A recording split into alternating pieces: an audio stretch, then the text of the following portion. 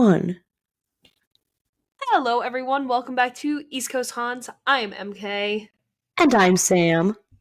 And today we are talking about the International Cryptozoology Museum in Portland, Maine. That is a mouthful. Cryptozoology.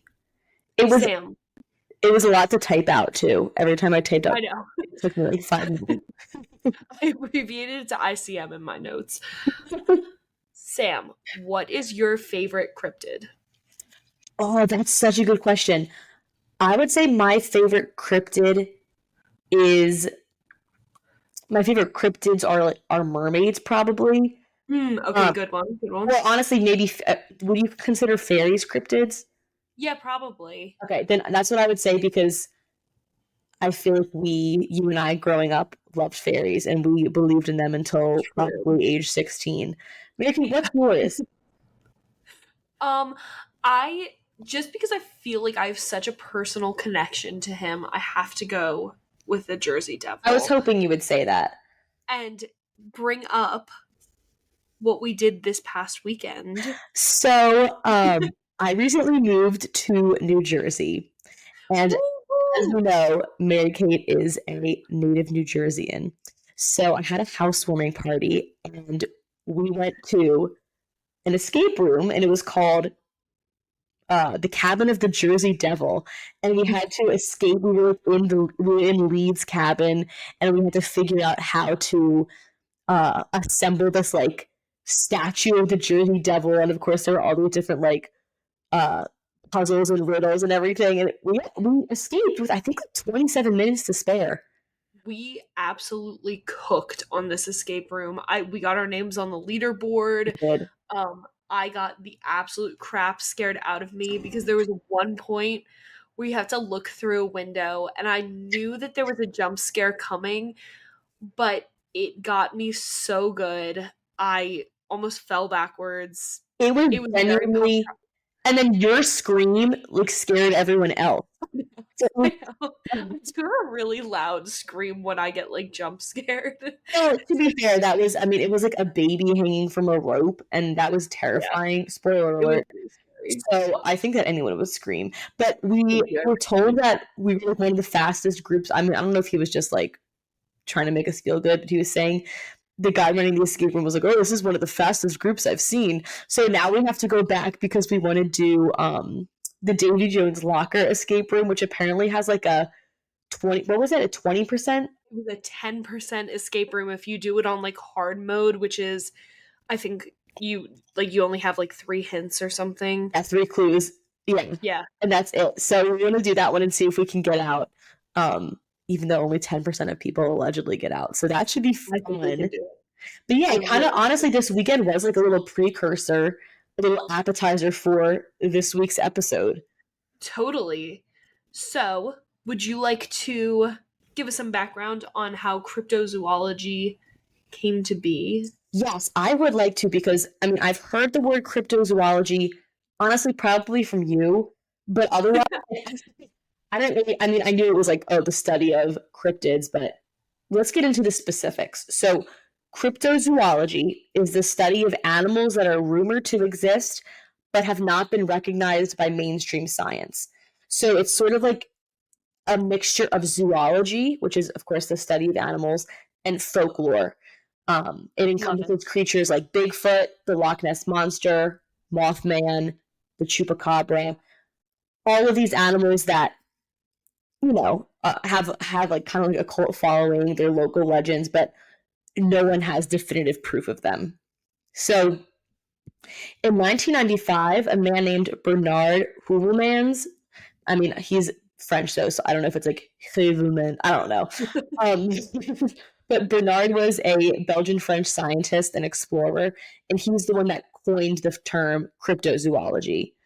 Okay. Um, and then there was also a guy named Ivan T. Sanderson, a biologist. I shouldn't say a guy. He was like a Scottish American biologist.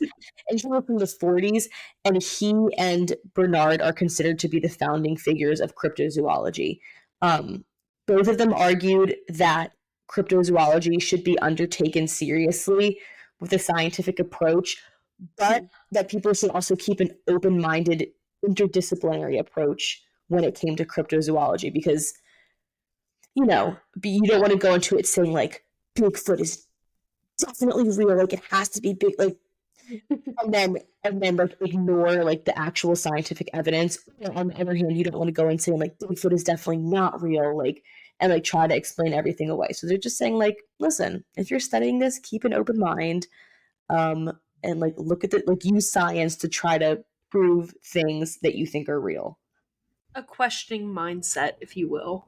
Exactly. Yeah. So they sound like I mean, they were like 50 years apart, but they seem like they were both into it, which is kind of cool that it's been like the studying of these creatures has been around for this long now. That is pretty cool. I didn't realize it was so like it had been around for so long.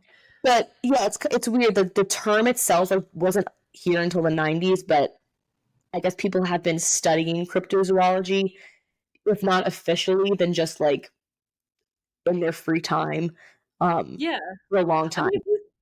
if you think about it, like the legends of like the Jersey Devil go back to like the 1700s. I'm sure there's a lot of like Native American or like cryptids based in Native American legend, like I don't think I'm supposed to say it, but the Wendigo. Oh yeah, remember when Um you were saying it for like the first like yes, I was not aware that you are not supposed to say that word lest they come get you, but true, um I'm sure that those have been around like since before I don't know, like the hundreds of years. 1700s And before also, that. hasn't Nessie Yeah. been around for hundred? Wasn't Nessie like recorded by a saint in like the 1400s or something? Yes, Yeah. yes. So they've been around Shameless for a long plug for the time. Patreon. But it's kind of what did it say? I said shameless plug for the Patreon. If Yeah, you're interested in our cryptid musings, definitely go check that out. yeah, because we go into like deep depth about all the different cryptids, and it's actually very interesting. And like, It's really fun. yeah, yeah, go check it out. Um, of course, as with any science or subject, there are critics. And critics of cryptozoology argue that many cryptids are simply misidentifications of animals, which Lame. I know. I'm like, listen, it's a fair argument. They also think they could be hoaxes, like people are purposefully putting together evidence or making footprints or making sounds to make it seem like there's this cryptid that people believe in, or they think it's simply products of people's imagination, So or people a that know how to have combination. fun. Exactly, yeah. People that have never had, I guess, some. It's interesting. However, people who are proponents of cryptozoology argue that new species are discovered regularly, and there could be unknown creatures waiting to be documented out there. And I mean, it is true. Like, I'm sure, isn't there like a statistic that's like 90% of the ocean is unexplored or something? Yes, I think that's outdated, but Okay. there is a large amount of the ocean that I believe has not like been mapped yet. So it's like there could be so many crazy things. Like, I'm not saying that Bigfoot exists, but there are new animals and insects and plants discovered like all the time. So like you can't fully rule these things out. I agree. I feel like it's definitely, I mean, however many hundred years ago, like we thought that the sun revolved around the earth and we were wrong about that. So like who's to say that there are not some sort of cryptid type creature, like classic cryptid type creature out there that we just haven't developed the technology to discover yet. Exactly. It's like hiding in plain sight or something. And also, aren't they starting to think that like dinosaurs were covered in like feathers or fur or something? Have you seen that? Yes. I actually just watched like a full length YouTube video on it the other day. It is like fascinating the like scientific discoveries that like we've been alive for like that have been made like in the past say 20 years or so, or 30 years or so.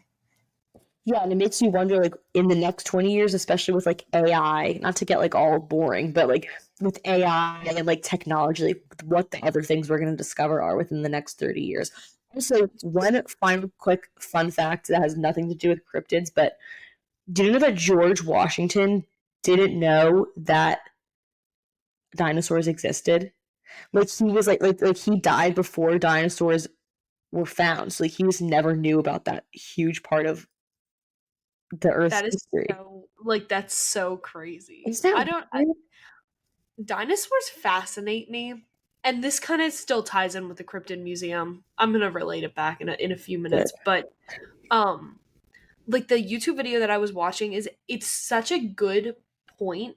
Like they made such a good point because like anything like hair, nails, skin, cartilage, all of that like degrades after a good amount of time. Even bone will like degrade after a certain amount of time. So it has to be like the exact right conditions for a fossil to be preserved. So if you think about that, like there definitely were things that were alive. Like if you think like sharks when they die, they leave no record because except for their teeth because they're all cartilage. Oh yeah, I forgot they don't have bones. So like all like invertebrates and stuff like that unless they're trapped in like amber, we would have no idea that they exist. It's just crazy. So I think it's Oh, to make a long point short, it's crazy to assume that cryptids don't exist just because we have not discovered them yet. agreed. And that's I think why the cryptozoology. Oh my gosh, I just messed up the word. That was maybe such a good transition. That is why the Cryptozoology Museum is so important because it's actually the only cryptozoology museum in the entire world. Ooh. However, as I say that though, there is technically another one in Maine, but it's owned by the same company, and I think it's way smaller. And I think it's just like an offshoot of the Maine. Huh. Yeah, so technically there's two, and they're both in Maine, but this is the main one. um. So yeah, so let's get into our actual haunt of the day, which I guess technically it's not haunted, but it's definitely. Or actually, you know Weird. what? Is it Mary Kate? Is it haunted? Not that I could find, Okay. but it's definitely filled with a lot of like mystery and intrigue. Especially It's still with an kind of East Coast. kids. It's definitely still an East Coast haunt. It definitely Definitely. is. So admission fees for the Cryptozoology Museum, it's only $10 for adults, Steal. $5 for children, and babies are free. So uh, Bring your babies. yeah, bring your babies, bring your grandparents, bring anyone. It's not super big. I think you'll probably talk more about the museum itself, but it's only a couple of like small rooms, but each room is like jam packed with a ton of different stuff.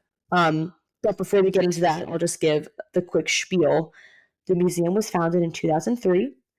Its primary mission is to educate, inform, and share cryptozoological evidence, artifacts, replicas, and popular cultural items with the general public. Um, and it is filled with the result of more than 5 decades of research, travel, and dedication to gathering materials. So that's kind of just a general overview, but Mary Kate, I know you have some information on the different areas of the museum itself and the different uh, cryptids that are haunting these halls. So why don't you take it away and tell us about them? I would love nothing more. So, like you said, I'm gonna talk a little bit about the exhibits. The exhibits focus both on cryptids and also living fossils. And living fossils, if you don't know, like I did not know, I had Yeah, to I look don't this know what that is. it's any organism that appears in the same form in the modern world that they did at any point in the fossil record. So it's any species that's undergone very minor evolutionary changes and survived several mass extinctions.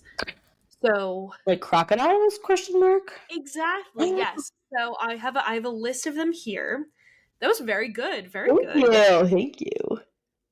So some examples are the Komodo dragon, Oh, the sandhill crane, okay. an aardvark, a red panda, a They nautilus. survived mass extinctions. That's crazy. Isn't that wild? I was shocked by that one. A platypus, a koala, a pig-nosed turtle, Classic. a horseshoe crab, a Not the smoking. goblin shark, and like you said, crocodiles. Wow. Okay, so a lot of in water creatures. Yes. A lot of water creatures, and Koala? like Koalas don't they just like literally just eat eucalyptus and have I think chlamydia or so. something? Yeah, no, I know they have chlamydia. Yeah, I don't know a whole lot about their evolutionary record, but that they're listed as a living fossil. And so Interesting. I'm going to go over some of like the featured displays, but that is like this is in no way a supplement or like what do you call it? Like a substitution for actually going to this museum because they have over 10,000 items on display. That's a So, lot a of items. lot of items. I In could one definitely tiny kill a whole day. space. Yeah, could definitely kill a whole day in here. Yeah. All right, Take so it away. let's talk about the cryptid displays. So, starting off with Bigfoot, arguably our most famous cryptid, there are several depictions of him throughout the museum, including a large totem pole and an 8-foot tall replica. I saw that. I'm sure it's a great photo op. I was gonna say I saw it. It's kind of scary looking. Yeah, I saw it too. We'll put it on the Instagram. Um, alleged hair samples, a cast of an alleged footprint, and they have a display with the 1967 Patterson Gimlin film on loop.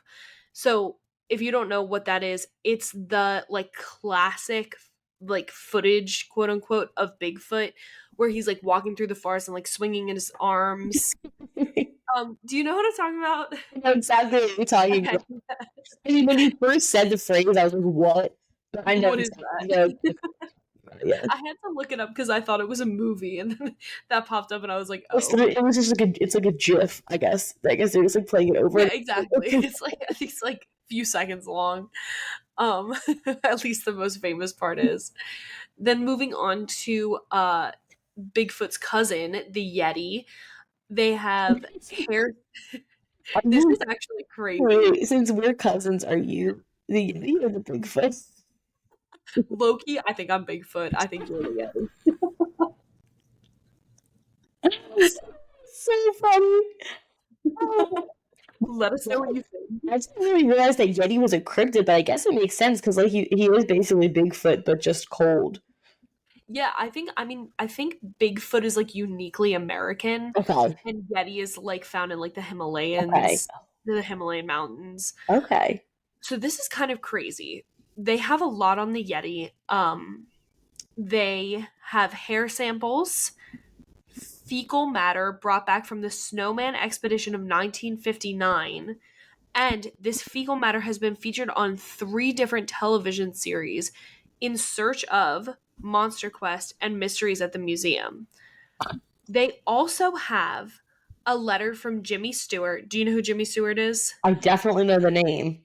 Okay, so Jimmy Stewart is a very famous actor.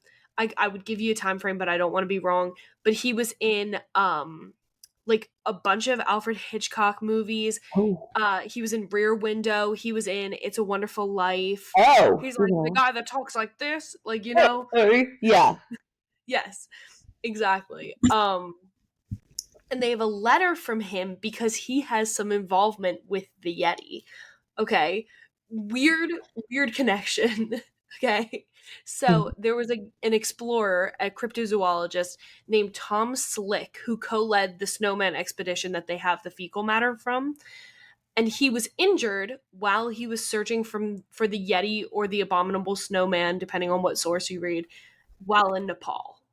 So Okay. he hired 2 brothers named Peter and Brian Byrne to continue the search. And these two followed rumors to a Pangboche. I'm sorry if I'm butchering that. It's Pangboche monastery in Nepal, where the monks who lived there claimed to have a Yeti hand. So they venture up this mountain, they go to this monastery, and they offer the monks there 10,000 rupees for one finger. Okay. So the lamas allowed it. I'm not sure if it was the Dalai Lama or not, but 10,000 rupees is like not a huge, like significant amount like you might assume it is. But for this area, you can compare it to someone offering you $160 if you were making a $15 yearly salary. Oh, So it's wow. over 10 times their yearly salary. Yeah, if someone offered like for me to give them, well, I guess I don't have a Yeti finger, so I can't really relate, but But that sounds like a pretty good deal.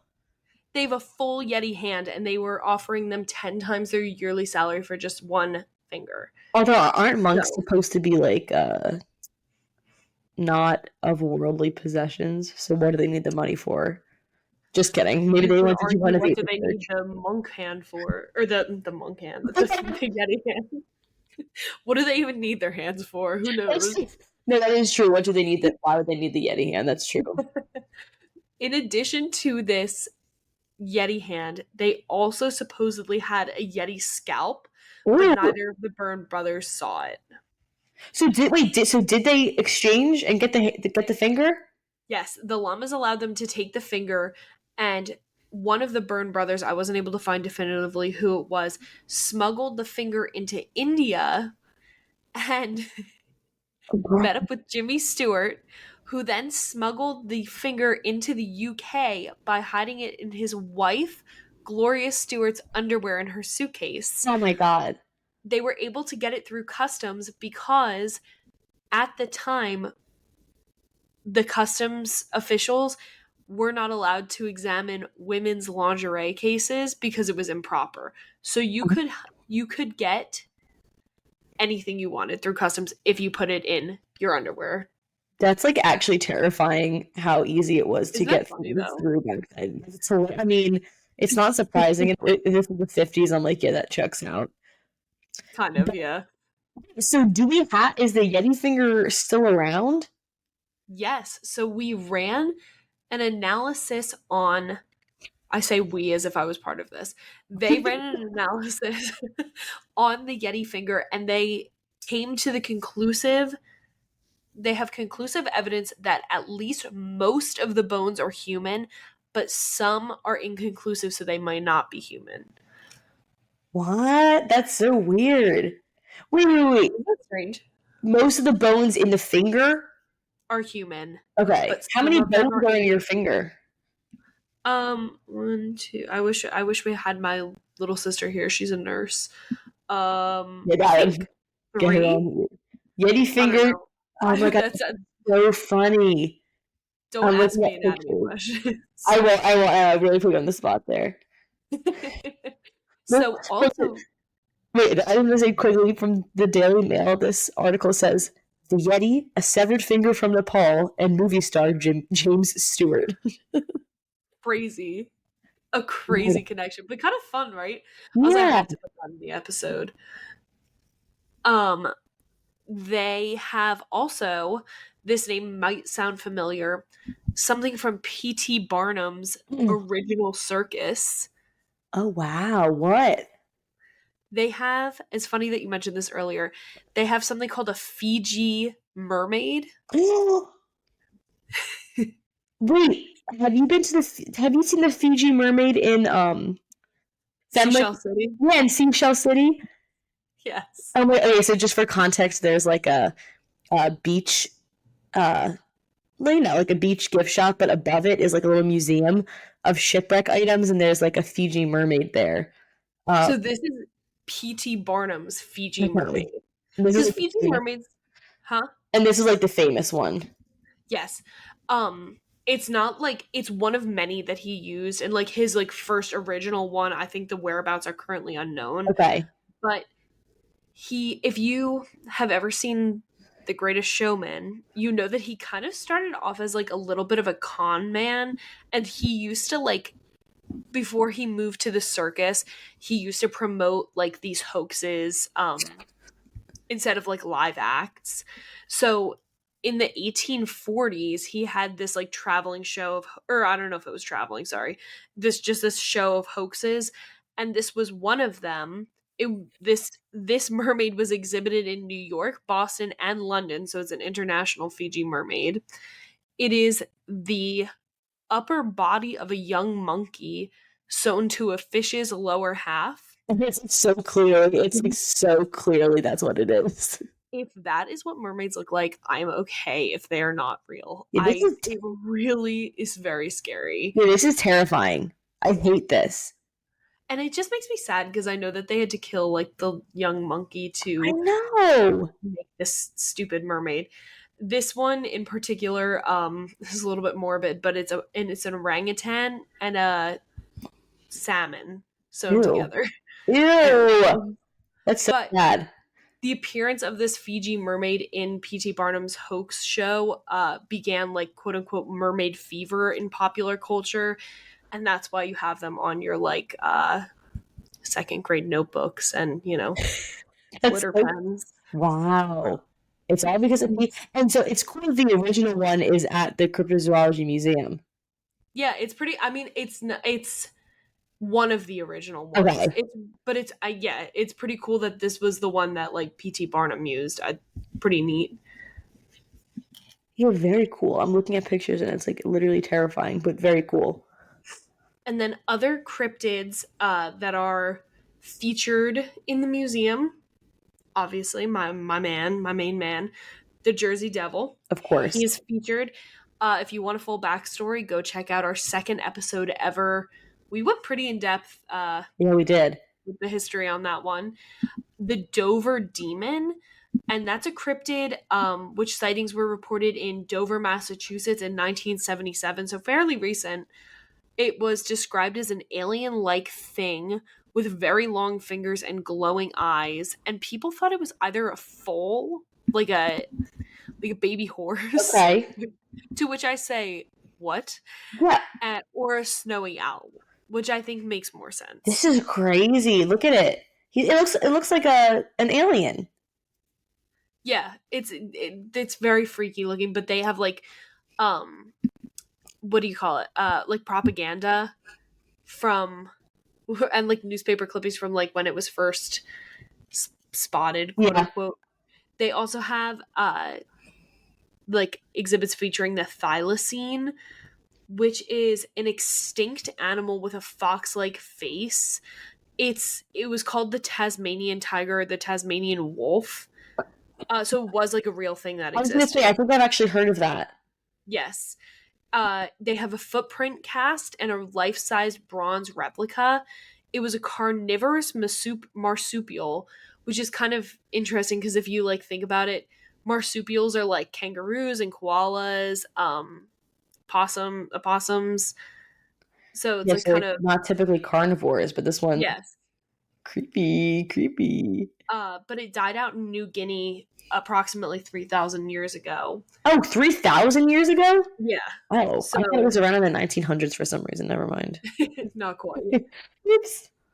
And then they have an exhibit on the Naden Harbor. Oh, I'm gonna butcher this. Cadborosaurus. Well, that sounds good to me. Thank you. And the locals affectionately named it Caddy. It's basically the Loch Ness monster, but not in the Loch Ness, in the Naden Harbor. Okay. In 1937, a carcass was extracted from a sperm whale's stomach, and that is what gave birth to this belief that there is like a breed of these Loch Ness monster type creatures living in the Naden Harbor. Why were they going into a sperm whale's stomach? God only knows. Fishermen just kind of did whatever back then, I think. Okay, wow. Like, you ever seen Jaws when they're just like cutting open random sharks? Yes, and taking like license plates and stuff. Yeah, like I think that was kind of what was going on Okay, here. in the 30s. And it was largely believed to be a hoax until a group of fishermen claimed to have caught it alive. Where it went, no one knows, but Where did that that also go? kind of solidified it in local legend. Okay. And then they also have a exhibit on the orang pendek. Hello. Ask me if I got even close to that pronunciation The correct. We orang don't. pendek, of course. The orang pendek. Um, it's a Sumatran cryptid. It's Okay. about 5 feet tall. Short It's a king. bipedal primate, so it's a monkey that walks on 2 feet. Monk. It looks like an orangutan, which, but, and all the descriptions to me sound like an orangutan too. So this might be like a case of, okay, maybe that was like a misidentified Yes. like monkey.